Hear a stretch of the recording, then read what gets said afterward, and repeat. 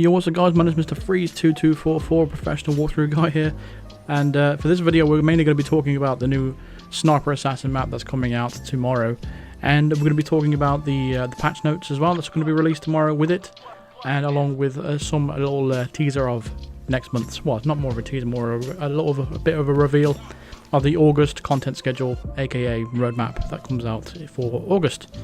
So first of all, the new sniper map it's going to be taking place in Siberia. It goes on to say the prison is a brand new Sniper Assassin map available in Hitman 2. This exciting new addition is the second post-launch Sniper Assassin map that will be released as part of the expansion pass, and will take Agent 47 to the Perm 14 prison facility in Siberia, Russia. So I think it's the first time we've actually been to Russia since I think Hitman Contracts or Hitman 2. The original Hitman 2, that is.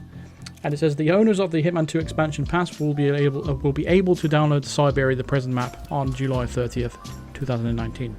To find the new download on release day, we recommend players search for Hitman 2 in their platform store or either PS4, Xbox One or Steam, and look for all available DLC. Please note that this location will not be available for individual purchase. So obviously this is a part of the expansion pack. So the gold edition owners will be able to get this, but the people that have the silver edition currently will not be able to get this, but there is going to be a new upgrade from silver to gold available in on your respective Steam store, I think, or PlayStation store, where you can upgrade from silver to gold. That's coming soon apparently, and it's going to be like a nominal fee for that. So apart from that, so from day one content, so after downloading Siberia in the prison on July 30th, Hitman 2 expansion pass owners will have access to an entirely new location in the destination menu that includes the Siberia Sniper Assassin mission called Crime and Punishment. The mission brings new challenges that can be completed to add a permanent multiplier to your score that will push you up the leaderboards and allow you to upgrade your rifle with extended magazines, additional ammo, faster reloads and more. With an upgraded rifle, you'll earn more points on your way to unlocking the Druzhina 34 ICA Arctic. Is it Drozhina? Drozhina. I don't know how to pronounce it in like a Russian kind of way, but let's just go with that. Included with Hitman 2 Siberia is the new location Siberia, Russia, of course. New Sniper Assassin map Crime and Punishment. New Sniper Assassin challenges. Rifle mastery progression including the Drozhina or 34 ICA Arctic unlock. So you'll be able to use this sniper rifle once you get to the maximum mastery. You'll be able to use this sniper rifle in regular normal maps, just like this one I'm playing here in the background.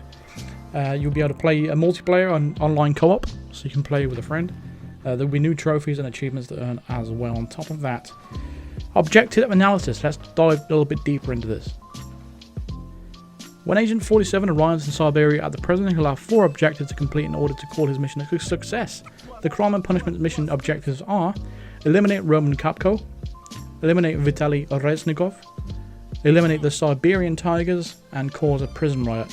You'll find more information in the briefing video once you play the mission, but for now, with some character bios for each target. Know your enemy. Okay. So Roman Kapko says not much is known about the Kapko's youth, although it is believed that his name is an alias assumed in the late 80s while he worked for a Russian mobster in New York. It was there that he made a name for himself and rose through the ranks of the American arm of the Russian mafia.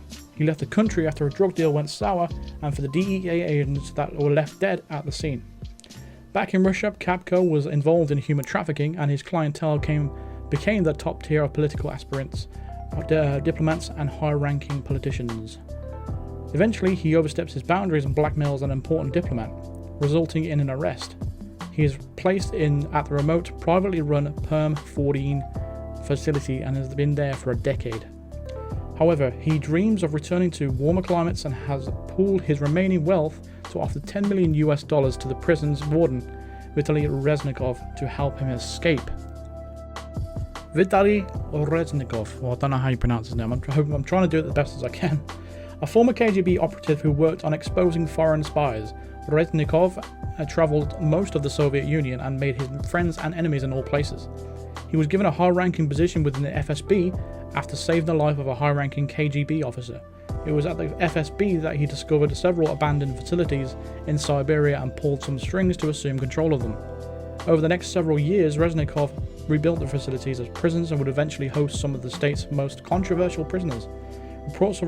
Reports of abuse, disappearances and corruption started trickling out of the Perm 14 facility, and rumors persist that Reznikov lets high-ranking prisoners leave if they pay enough money. Now, Reznikov fears investigation by the UN Human Rights Council and has decided to play his last gambit and accept a multi-million-dollar bribe from the Russian mobster to facilitate his escape. Now, there's not really much information in regards to the Siberian Tigers, or well, there's no information up there about the Siberian Tigers. I don't know why we have to kill those. I don't really want to, but unfortunately that's one of the objectives. And we have to cause a prison riot, which is always going to be a lot of fun. They've shown a lot of it in during the live stream that was on a little bit earlier on. Look, a developer live stream that they have at the end of every month, and it's quite cool how it all works, and that you can set fires to this whole prison area, and that is really, really cool. But release dates is going to be obviously tomorrow. It's going to be around about 2 GB download, and the release time for this location will vary depending on your platform and region. And here's a full list of the release times for the new map and when you can begin downloading. So for Xbox One Global, it's going to be 1 PM UTC. PS4 Europe is going to be 1 PM UTC. PS4 in North America is going to be 3 PM UTC, and PC globally is going to be 5 PM UTC. And for the people that are in Asia and Japan, they will both be released on July 31st at 3 AM UTC.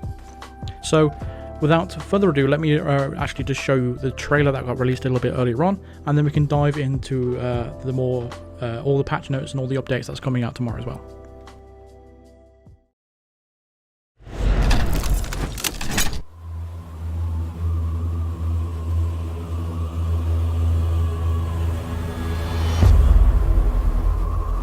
Welcome to Siberia, 47.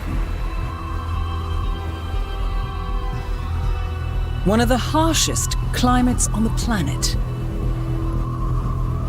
Your destination is the privately owned Perm 14 prison facility. You're tasked with the elimination of Vitaly Reznikov, warden at the prison.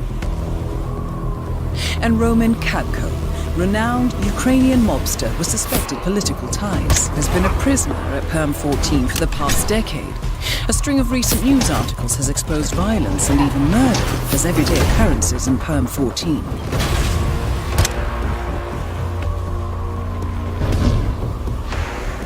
Both targets must be eliminated.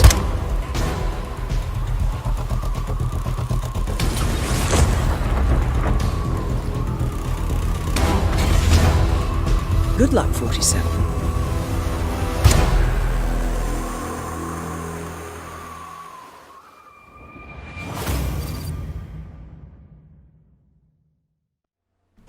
So as I said, that's going to be available tomorrow, so we've got all that to look forward to as well. So along with the update that's coming out tomorrow, we are going to have some new things that are coming out. So the contracts mode in Hawke's Bay is going to be released as well. So we're adding Hawke's Bay to the options for contracts mode.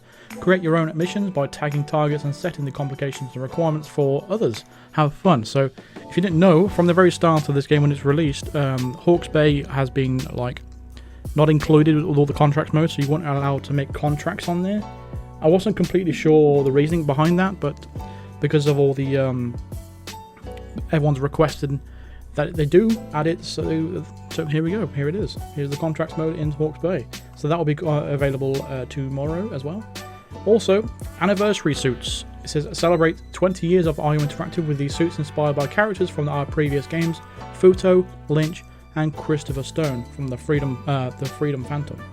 Previously exclusive to Hitman Definitive Edition, these in-game suits will be available in Hitman 2 for anyone who signs up for a free IO Interactive account. It's really easy. I did it a little bit earlier. It's literally just a few clicks, punch in your email address and confirm it. That's it, done. And you can sign up for an account either through the game itself or via the website. Once you've done that, link your game and the suits will be added to your inventory the next time you launch Hitman 2. If you already have an IO Interactive account, you'll get the suits when you next play the game. So that will be from tomorrow again, the 30th. So that will be the Futo suit, which is like the ninja suit, the Lynch suit, which is going to be like a 47 in his vest, as you can see there, and the Phantom suit, which is kind of cool as well. Next thing they added was toggle aim. It says after player feedback, we have added the option to choose whether you hold or toggle the aim button. By default, the option will be set to hold to aim. as it always has been. That can be changed to toggle aim in the options gameplay / weapons aim menu. This option affects aiming with guns and rifles, including sniper assassin mode, but does not affect 47's aiming when throwing. This will still require the player to hold the button to move 47's throwing arc. There's a little bit of feedback. Please, can we have a toggle where you can toggle down the snapping effect? When you've got an item and you want to throw, for example, for a distraction like a briefcase, can we have it so we can throw the item next to the targets rather than having to automatically lock onto their head? Because that's I don't know whether there's a toggle you can toggle that off or anything like that, but it's really annoying on some occasions. I think it's way too strong when it comes to that kind of aim snapping like that. The only time it's not strong is when you're actually aiming with a weapon. It doesn't actually snap onto the heads, just like it did in Season 1. In Season 1, their head snapping when you had a pistol aimed at them, it was perfect. I even made a video about how great it really was. And then they changed it in Hitman 2, and I'm not completely sure why. And I just really want that fun element back, where you can just go ahead and just blast everyone in the head with a pistol and all that kind of stuff. Anyway. Next, what is the next on the agenda? What's changing in the game update 2.5? Camera grids. A few months back, we made a change where security camera grids were always visible. We've now added this as a setting in options gameplay at camera grid menu. This will be set to on by default, but it can also be changed to off. When the setting is on, camera grids will always be shown whether in instinct or not. When set to off, the camera grids will only be shown when in instinct. I've noticed the camera grids always being on in professional and casual. Well, actually, no, casual you don't have cameras, do you? In professional it's always been on, but in master I don't think it has been on. I think you need instinct to see the big green grid. I think it's very, very hard not to notice it now. But yeah, it's always nice to have an option there to turn that off. Illegal heads-up display prompts. We've made a visual change to alert players when they are about to pick up an illegal item or perform an illegal action. Previously, there would be a small red exclamation point attached to the interaction button. Now we have added a slightly larger exclamation point next to the interaction button, and we've made the interaction circle turn red rather than white as it was previously when performing the action. The ambition with these two small tweaks is to make it more apparent to players that they are about to perform an action that is illegal.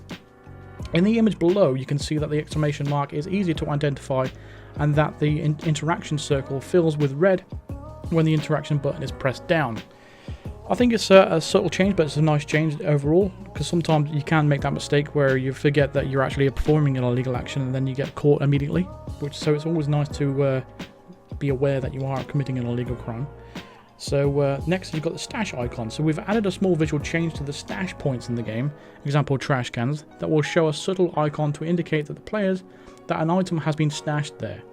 Currently each stash point has the interaction marker, which is a small white square that indicates that you can interact with an item. Now, that interaction marker will be filled in to indicate that the item is stashed there. In the example below, it is now easier to see that an item has been stashed in the trash can. The icon is now been filled in, and there is nothing in the briefcase. Icon is empty. Attention spike. This is a new change that actually I quite like. So we've made 3 subtle changes to the attention meter to make it easier to know when you're gaining attention and how close you are to becoming compromised or spotted.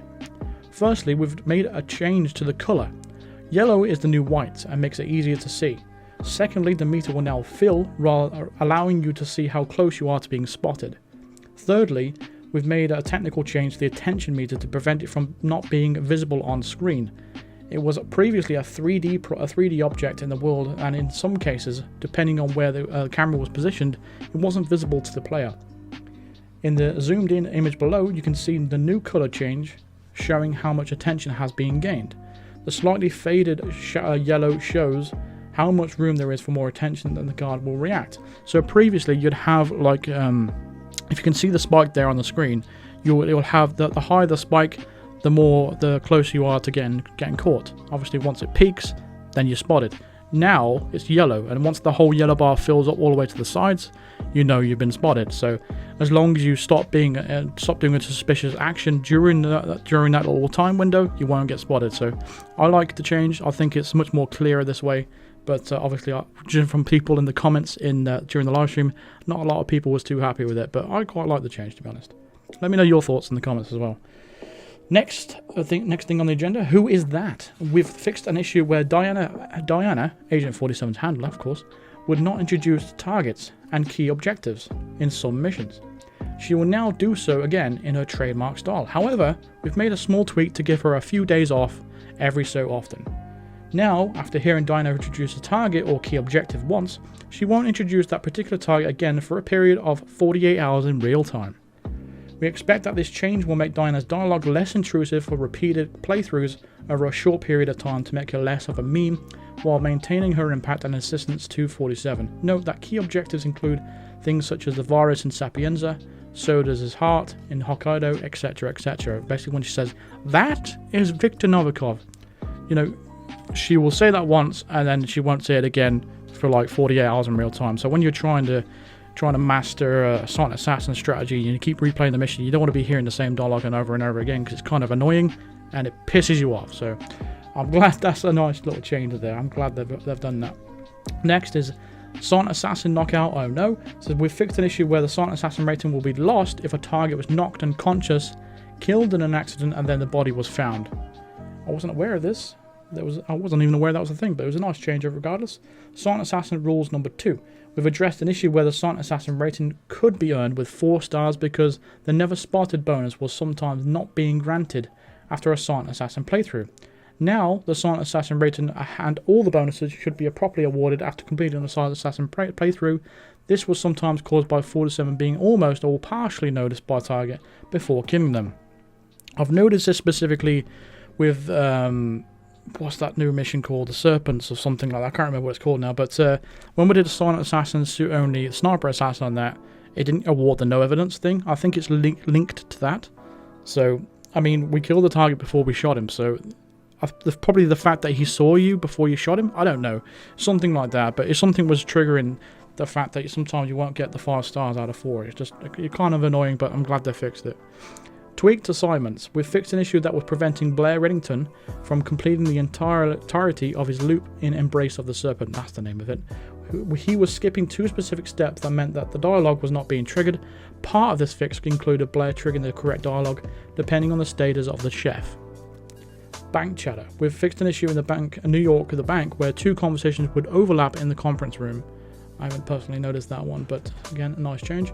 Time's Up. We've fixed an issue where the Time's Up challenge in New York would not always unlock correctly. We fixed an issue where the chandelier in the main hall of the bank would flicker, temporarily disappearing after being destroyed. Okay. We fixed some issues where 47 taking cover near the staircase to the CEO's office floor in the bank. Alright, shotgun. We've addressed an issue where the sawed-off shotgun could not be equipped as a starting weapon or placed in the agency pickup.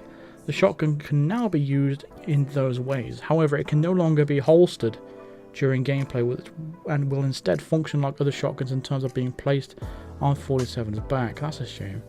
To support these changes, we've altered the description of the weapon and renamed the customized Bartolius 12 gauge. That's a shame. Isn't the whole purpose of having a sawed-off shotgun is that you can just store it in your inside pocket or something? Well, underneath your coat at least, anyway. That's a bit of a shame. But that's one thing that made it unique in that aspect. So that's kind of a shame that they just reverted it back to any old shotgun. Now it's basically the same as any other shotgun, so I'm a bit disappointed about that one. So let's run through the rest of these then. So Half-Baked Hippo. We have fixed an issue where Jorge Franco would sometimes suspend his routine during the Half-Baked mission story.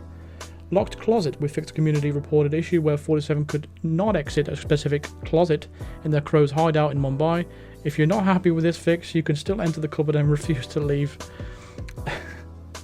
Taxi Exit. We've fixed a community reported issue where the player-made contract created in Mumbai can be insta-failed if the required exit is set to a taxi driver that is then distracted or affected by combat. That sounds quite an annoying glitch, really. So that's kind of a good fix. Muffin Melee. We fixed a community reported issue where muffins and snowballs were categorized as gear. They are now correctly placed in the weapons melee category. We fixed an issue where the no evidence challenges would not be completed where players exited a mission, despite the fulfilling the requirements, and once cause for this was immediately exiting the mission after eliminating the target.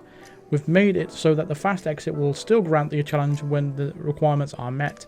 Note, see known issues below for an outstanding no evidence issue. So, okay, so the one what we discussed earlier hasn't completely been fixed then. That's a bit of a shame. Moving on, lost item. We fixed an issue where thrown items could get stuck out of reach in certain ceilings in Mumbai. Thrown items would cause NPCs to investigate their noise in the room above. Roadmap. Yepe. Hopefully I'm saying that right. We've added an option of the featured hub to allow players to view the newest monthly roadmap. This will function as a one-time pop-up message when a new roadmap is released each month, and give the option to visit our website. This one right here, of course, one I'm reading you from, to get more details. It will then be a permanent fixture in the featured hub so that it can be reviewed and admired at any time. So that's a nice little change. Press P for patch notes. We've added a hard button at the very bottom of the options menu that will take you to our latest released patch notes. If you're reading this after pressing that button, you probably just found out about it. Busted on Legacy. We've fixed a community reported issue where 47 was unable to pick up the bust in the storage room in Paris. Okay. We've fixed a community reported issue in Bangkok where 47 would not be trespassing on a specific step in the staircase between the lounge and the kitchen. Okay, just minor little things there. PC specific fixes. The Silent Assassin, the SSAO. That's it. The SSAO setting now has more options to select. Previously this had 2 options on or off, now it has 6 options: off, minimum, low, medium, high and ultra. These can be set in-game via the launcher. Okay. Also notice they've added another glass effect that you have in the bank now. They've added, so whatever CPU you got, the higher the cores, the more cores you have in your CPU, the more detailed the shattering of the glass is going to be. I currently have a 6 core, but it's still not very good. They want you to have like 8 cores or something like that, which is quite a substantial amount. Never mind. Known issues. We're wrapping this up now. Known issues. We've listed some of the game's known issues below so that we're aware. We've always got eyes on the technical support and bug report threads on the forums and Reddit too. So if you've reported something there, we almost definitely know about it. To save us from writing it repeatedly, we are aware of an issue where blah blah blah. PC players are experiencing this crash related issue. I think it's been there for quite a while now. Are they ever going to fix it? I don't know. Players can encounter problems when dropping items needed for specific exits in contracts mode. Players unlock the Jambia from the house built on the sand. Yeah, people have been saying that they can't unlock it. They've been telling me about that, but not really much I can do about it. The no evidence challenge will not be earned if a sedated body is found. That's what it is, okay. So if we use a trank, and we trank a guard, and that guard gets spotted by somebody, you lose the no evidence. So that's what it is. Okay, so it is a bug. The Summer Suave suit, which is the hot summer suit, does not count as a suit with regards to challenges in contracts mode. Yes, I am aware of this as well. People have been telling me about this as well. When they complete a mission for Silent Assassin or suit only, when they wear that suit, it's not being counted as a suit. So, Athena Savalas has been distracted just before falling to her death. Okay. The gate to the upside down can be found when opening the door to the break room in the bank. We're consulting with Hawkins PD on a possible fix. Area discovery challenges in some particular edge cases do not unlock properly. Players are unable to unlock the achievement or trophy for reaching Bangkok Mastery level 20 in certain circumstances. The Silent Assassin rating can be earned when the body of the target has been tranquilized and then killed immediately afterwards has been found. Okay, they're still aware. They still haven't fixed that yet. So you can still trank someone, shoot them in the head before they hit the ground, and you can still get Silent Assassin. Only when it's a target, that is. So even if the bodies are found, it's not going to count towards your score. That's still a bug. That's still a thing. What about the one where if you knock people out with a fire extinguisher, you can go around shooting people in the head, and it's the same sort of bug, and they still haven't fixed that. It's not even in the unknown issues area. That's kind of strange. Anyway, that's about it for this video, really. So that's about everything wrapped up. Actually, no, there is one more thing. I've completely forgot about that. I always do this. During the live stream, they actually did show the full roadmap for August. That's coming out, obviously in August. But yeah, they did show it briefly on stream for about 10 seconds. But I did manage to get a screenshot of it. It is really low res because it was screen grabbed, and I had to send it to myself on PS4 so I could screen grab it again, and it just compresses the crap out of it. So here is what it looks like, and I'll go through it as well at the same time. So this is what we got coming up for August. There's quite a lot of content actually for August. There's quite a lot to get through. I'll probably do a separate video about this once we've got more information about these specific things, but I don't know, maybe not, because I am actually mentioning it now. So we've got 3 escalations for this for the upcoming month of August. We have 3 elusive targets, but unfortunately they are all going to be legacy elusive targets. They did mention in the live stream there's going to be 2 more after this, and after the resort is actually out to the new map is going to be out, they will start putting out Hitman 2 elusive targets. So we're drawing near the end of the legacy elusive targets. Obviously, we still got the Bangkok one to come as well. So we have 1 in Paris this month, 1 in Marrakesh, and then 1 in Colorado. So it's our first opportunity of getting that Colorado outfit with the Hunter's hat as well. So we can use that across all the maps. We have a challenge pack that has a briefcase unlockable, and it has the homing launcher ability. Like it had, remember that bug a few months ago where it would do a slow motion when you throw the briefcase, the homing launcher thing? Yeah, they've brought that mechanic back for this specific briefcase apparently, so that's going to be a fun unlock to unlock. We have the smart casual pack for people that have the gold edition of the game, or the expansion pack content. You will unlock the flash phone, so obviously when they answer the phone it will flash in their face. You'll have the new earphones you can use as a fiber wire, and the new suit, which is, as you just saw there on the screen. And yeah, apart from the elusive targets, that's the entire amount of content we're going for August. So there's quite a lot to get through. So Tuesday we've got the Sniper Assassin map. This Thursday we have an escalation. Friday we have an elusive target. So there's a lot to get through this week. Coming up for me, there's going to be a lot of content coming out there's going to be loads of videos coming out this week. So please try and be patient with me. I'm going to be uploading a lot of videos. I know that's going to piss a lot of people off because my videos are just going to be filling up their sub feed. Please don't unsubscribe. Trust me, it's going to be worth it in the end. I'm getting all the content out as fast as I possibly can at the end of the day. So there we go. That's pretty much going to do it for this video. That's probably one of my longest kind of informational video I've done, which I really did not intend to do. I only wanted it to be about 8-9 minutes, 10 minutes even. But yeah, that's going to do it for this video. So thank you very much for watching. I think I've covered absolutely everything there is to know. I probably have missed something, as I always do. But for now, I will see you tomorrow for the new map. And I'll try and get a Silent Assassin for that one out as fast as I possibly can. And yeah, I'll be covering all the challenges for that. So that's got all that to look forward to. Yeah. And that is going to do it for this video. Thank you very much for watching. Feel free to drop a like on this video. Subscribe if you are brand new to the channel. And hit the bell notification to be notified of all future videos and live streams, just in case you miss any videos that will come out this week, because YouTube notification can be a bit finicky.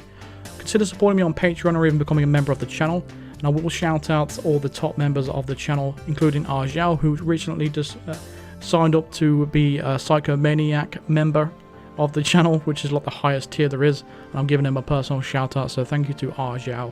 I really do appreciate it. He's supported the channel quite a lot since I've been around. And yeah, I really do appreciate it. Thank you very much for watching, and I'll see you guys tomorrow. Cheers.